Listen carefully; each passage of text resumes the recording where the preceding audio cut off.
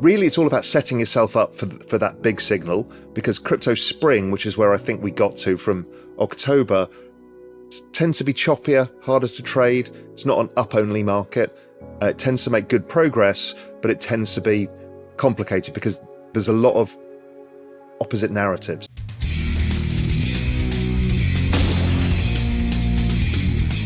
In today's video, Raoul, the co-founder and CEO of Real Vision, takes over the helm to update us on what's driving global markets, his big picture outlook, and how AI is going to change the way we work.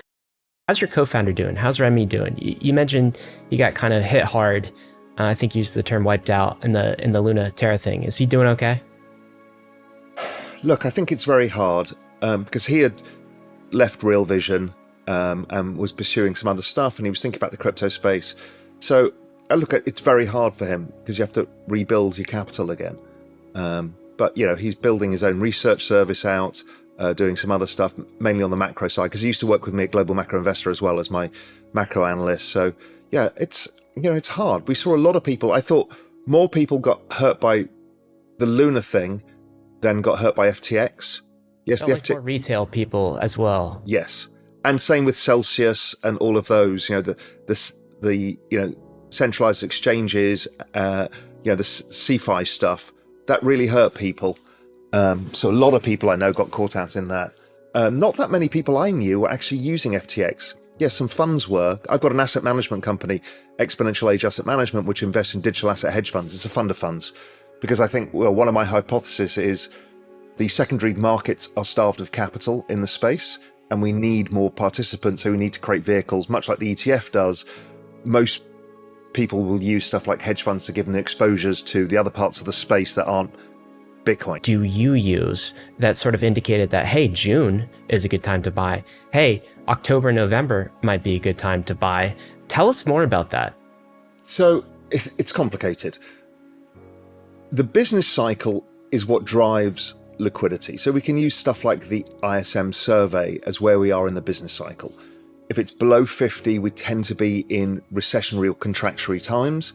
If it's expanding and above, we tend to be expansionary times. But what we know is when the economy slows down, the answer to that is more liquidity, because that's how you stabilize the economy, whether it's cutting rates or whether it's increasing the Fed balance sheet. And I've spent a long time looking at this and developed something that I refer to as the everything code, and we could talk a bit about that later. But so there's a bunch of liquidity measures. They're not easy to do. Some of them you can get on TradingView, I think, because some people have built them. One is Fed net liquidity, which is US centric, which I don't think is the most important. And that is basically the Fed balance sheet minus the Treasury General account, which is the Treasury building or reducing liquidity, and the reverse repo. Those three things.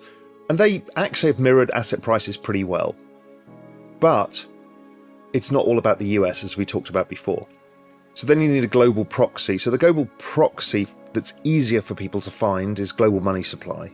But again, even that's difficult because there's no one measure of global money supply. So you have to kind of construct it yourself. But again, I think people have got that on TradingView now. How good it is or not, I don't know, because we use Bloomberg and Refinitiv and other data sources. And then finally, the big daddy of it all is we've got the Global Macro Investor, which is my research service, the weekly liquidity index. That's based around the G5 central bank balance sheet. So that's the US, the ECB, the PBOC in China, the Bank of Japan, and the Bank of England. That seems to explain 97% of the entire price movement of the NASDAQ and about 87.5% of Bitcoin. The reason why Bitcoin actually has a lower correlation than the NASDAQ is because of the up cycles, because the adoption rate is so high. Because it goes up. The blow off tops, yeah. Right? That is the reason, because the compounding of that. But other than that, it's all driven by this factor, which is the central bank balance sheet is different to the general liquidity in the market, i.e. money supply and stuff like that. The central bank balance sheet is actually debasement of currency. So debasement of fiat currency is a thing that most people don't understand because it's not obvious. But when you are printing more of a currency, particularly when all the central banks are doing it, you're lowering the denominator. which is the same why the Venezuelan stock market looks like it goes vertical. It's because the Bolivar keeps going lower. So that is what is driving almost all asset prices. So once I started adjusting for that, I realized there was two assets that did better than anything else. Everything else, like equities divided by the Fed balance sheet, is a simple way of doing it. For people who can't find a larger set of thing. The S&P's gone nowhere since about 2012, since QE really became prevalent, or 2008 really. And we found the same with real estate, gold, everything. Technology, yes. Why? Adoption trends, right? Technological adoption is relentless. And the other one that beats it all, obviously, is crypto, because it's got the technological adoption and it counteracts the debasement. So once I found those out, I realized liquidity was going to become the really important driver. And I think it'll be the thing people talk about for this cycle. And now whether it fully works all the way through or not remains to be seen. So it's a little bit hard for people to look at it themselves. Some people have got some indicators of it. Tech Dev on Twitter, I post a bit of this stuff. I understand it's hard for people to do, and if I can, in due form, we're just building out a new Real Vision platform. I'll try and make some templates for people that they can use to make it a bit easier, because it is incredibly powerful and really helps. But Raoul, the basic story is when you see central bank balance sheets growing, when you see currency debasement, when you see that denominator being debased, then that's an indicator to be bullish on assets, and particularly crypto assets. That's generally the all-in indicator. Before that, you'll see, so it will stabilize. Get exposure now. That's right. So usually it stabilizes first. If you remember 2018, the Fed had been shrinking the balance sheet. Most of the global central banks did. The Fed go on pause. Some of the other central banks start doing the same. That moment, assets took off. Bitcoin was up 300% into June or July of that year, then corrected into 2020. But that period of pause is like somebody taking the foot off the beach ball and it rises out above the water.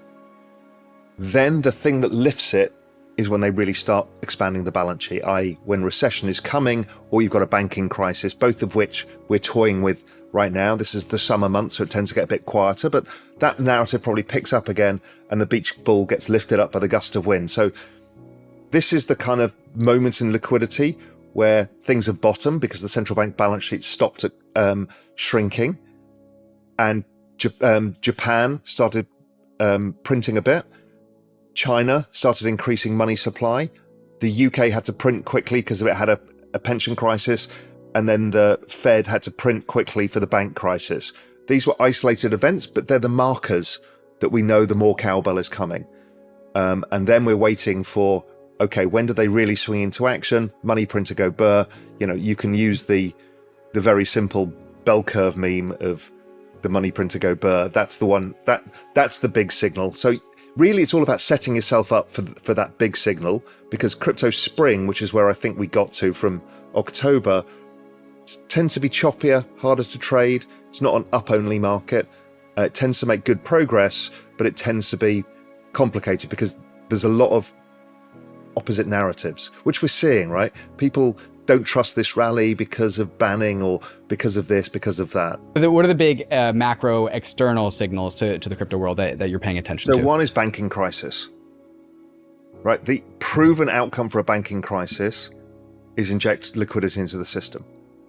We also know that there's a commercial real estate crisis. So there's two parts of this crisis. One is the banks themselves having deposit flights because of the mismatch of interest rates between what they offer their customers versus money market funds, right? That's not going to stop until the Fed cut. So there's a bleed of assets that come out of the banking system. But the big one is commercial real estate. Nobody goes to the office anymore.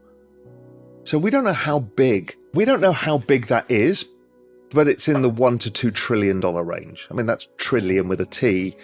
These are big numbers. And this stuff, nobody's ever going to use this offices ever again. So it's going to end up on somebody's balance sheet, and it'll end up on the central bank balance sheet. But that's probably a 2024, 2025 story when things really pick up. So what else forces the central banks into the game? It usually is the old ones, inflation falling or unemployment rising. I use the, as a good proxy for where inflation's going to be, headline inflation's going to be in a couple of months. Just use Trueflation. It's the on-chain inflation thing. That's about 2.3%. I mean, I've been saying this for a while. I think there's a probability that headline inflation, certainly PPI inflation, is negative over the summer. Now, core inflation is a bit stickier, but there's an extremely strong narrative, maybe the strongest narrative I've ever seen in financial markets, that inflation is going to be around forever and it's sticky because people pull up the chart of the 1970s and say, see, it's going to happen. They're imposing their own belief system onto markets as opposed to observing markets as an impartial participant. So I think that narrative needs to get crushed. Now, don't forget, a banking crisis is the single most deflationary thing that could ever happen, except for AI, which is the single most deflationary thing that could ever happen.